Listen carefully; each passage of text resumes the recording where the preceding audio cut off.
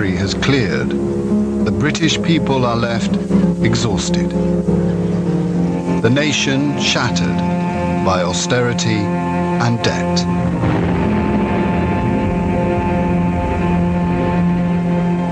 The prestige and ideals of empire are fading.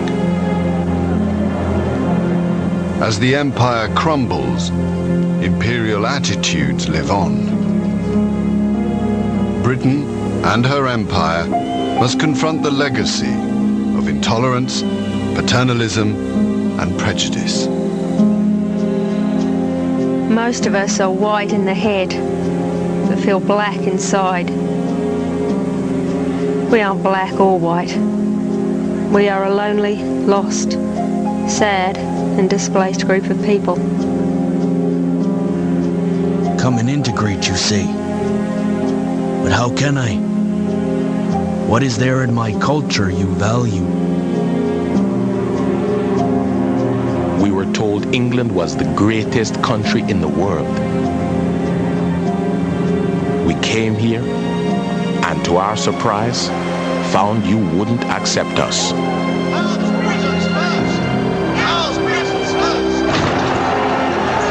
The old idea of empire is repugnant to us today. But the colonies are a legacy which we inherited and which cannot just be thrown off.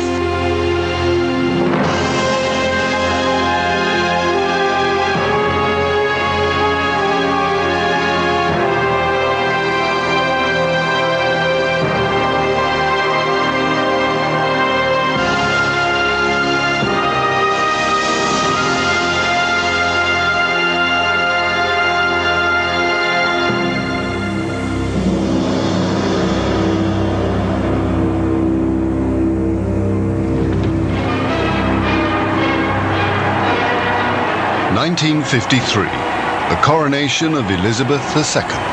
Her Majesty coming now under the Admiralty Arch, coming into the square, and the crowd receives them as only a British crowd in London could.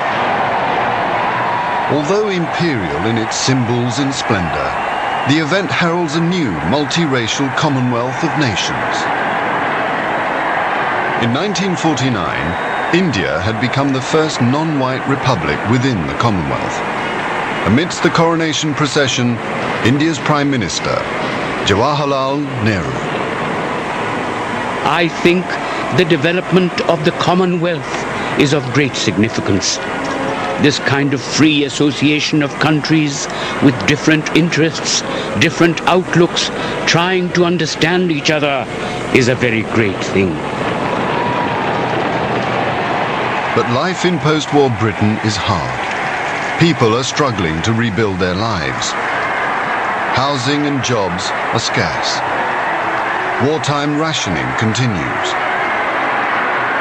In a letter to the Daily Worker, Mary Mullender. I am fed right up to the teeth when I do my shopping. I've got just enough money to get my bare rations. We should cut down on coronation spending and on the armed forces. Why should working people suffer?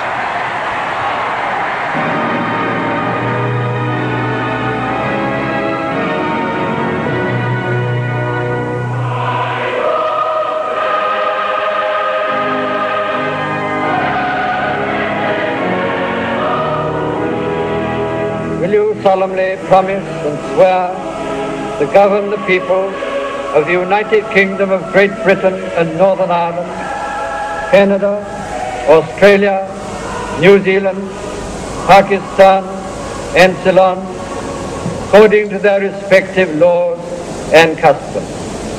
I solemnly promise so to do. No longer Empress, the Queen is crowned head of a Commonwealth of Nations.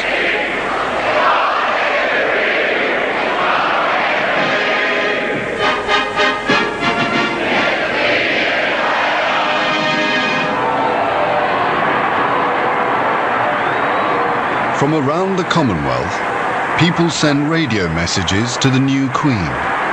I am Haji Jamil from Singapore. From Nigeria, I do congratulate you on the occasion of your coronation. In the West Indies. From Sarawak, Borneo. On behalf of the youth of India, I beg to bestow my heartiest congratulations. On behalf of the entire 7 million Africans of Tanganyika, felicitations and good wishes of the people of Pakistan. Biff Cottrell from Hawke's Bay, New Zealand. And I come from Tristan da Cunha. Daddy says it's the loneliest island in the world. But the coronation celebrations are short-lived. The British people have had enough of post-war hardship. They want a better life. And Britain's white Commonwealth can offer it. Dad's taking me to Australia. He says that's the best place for me to get on in life. You too can go to Australia for only £10. Australian advertisements tempt Britain's workers to emigrate. I want to talk to you about immigration. An underpopulated Australia fears encroachment from its Asian neighbours. British workers are offered passage for just £10. Australian Minister for Immigration, Arthur Caldwell. It is my hope that for every foreign migrant, there will be 10 from the United Kingdom. These millions of new citizens will push back our frontiers, expand our industries, and build us into a powerful nation. Thousands of disillusioned Britons apply for the £10 scheme. A foundry worker in Wales. I've decided to make a move. I'm only working a 44-hour week just now, with no overtime or bonus. So really, it's a hand-to-mouth existence. I'm a young man yet, and good for another 20 years' work out there. A young mother from Newcastle. The children will have a better chance. There's no class distinction. Accent has nothing to do with it. What their mother and father were will not stop them getting on out there, if they've got a brain.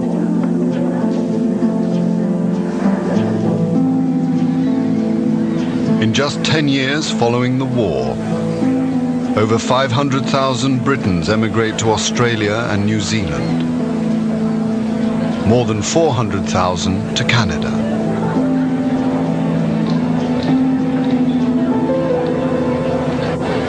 On board the liner Asturias, a ship steward. It's always distressing watching the final farewells. They often play old songs over the tannoy, and everyone weeps. A lot of them feel they won't ever see their loved ones again. Australia really is a long way away.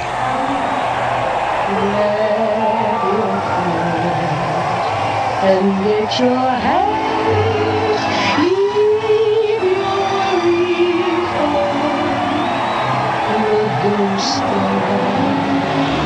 just await your feet to the sunny side of the sea. From Chesterfield, Albert Walker, bound for Melbourne. I took my last view of England, and tears were very near. I thought of all its beauty and all those lovely times I'd had. I suddenly realised that I may never see it again.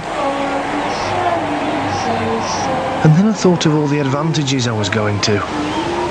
A new country, a new job, new people, a new life. So sweet on the sunny side.